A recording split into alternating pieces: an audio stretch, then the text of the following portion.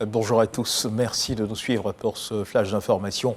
La Côte d'Ivoire organise tous les débuts du mois d'octobre les journées nationales du cacao et du chocolat. Le pays veut désormais renforcer sa coopération avec le Salon du chocolat de Paris pour la valorisation des produits made in Côte d'Ivoire.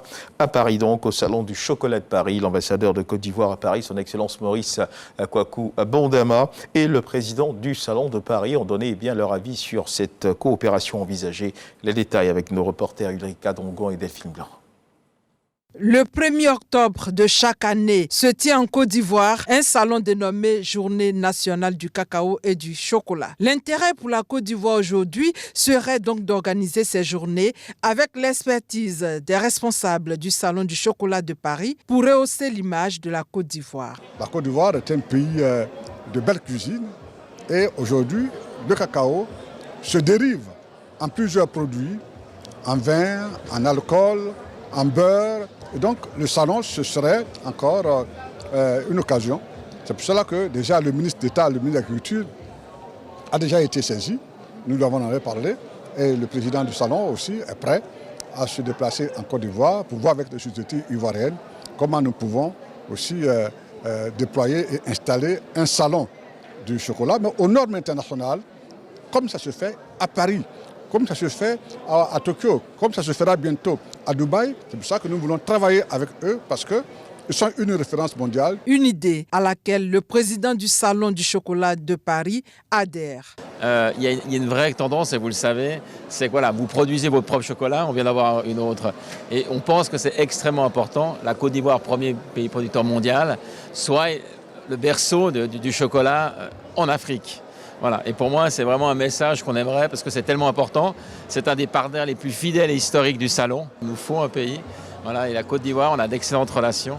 Et pour nous, c'est vraiment important, surtout voilà, pour l'image et surtout pour développer localement, mais pour créer des vocations et pour surtout voilà, que la Côte d'Ivoire soit partie aussi maintenant de toute cette chaîne de valeur. Pour la chefferie traditionnelle de la diaspora à Paris et les coopératives, c'est une aubaine pour valoriser le cacao ivoirien.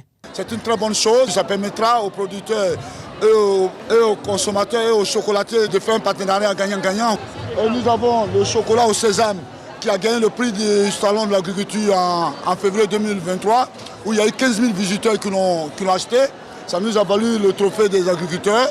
Donc nous sommes très heureux d'être là. C'est une bonne occasion parce que ça sera une bonne coopération, ça sera une bonne rencontre avec les artisans d'ici et ceux d'Abidjan. Il faut rappeler que depuis l'édition 2022 des Journées nationales du cacao et du chocolat de Côte d'Ivoire, le Conseil du café et du cacao a décidé de mettre l'accent sur les petits transformateurs et leur savoir-faire.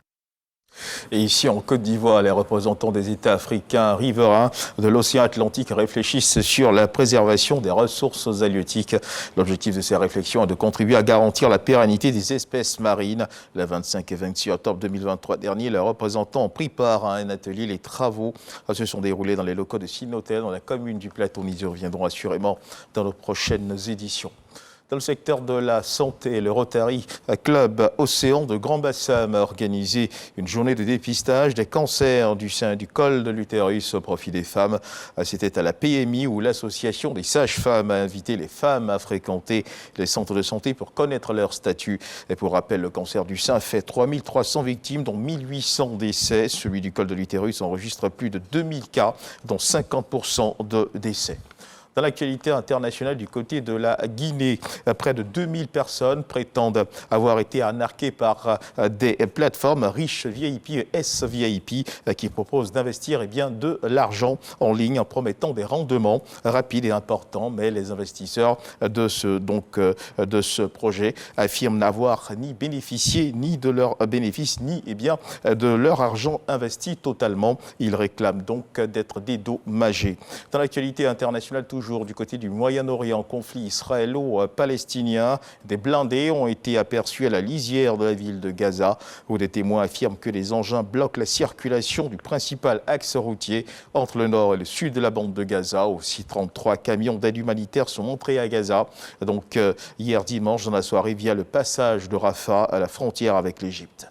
Voilà qui marque la fin de ce flash d'information. Merci de nous avoir suivis. Je vous retrouve à 13h pour le journal.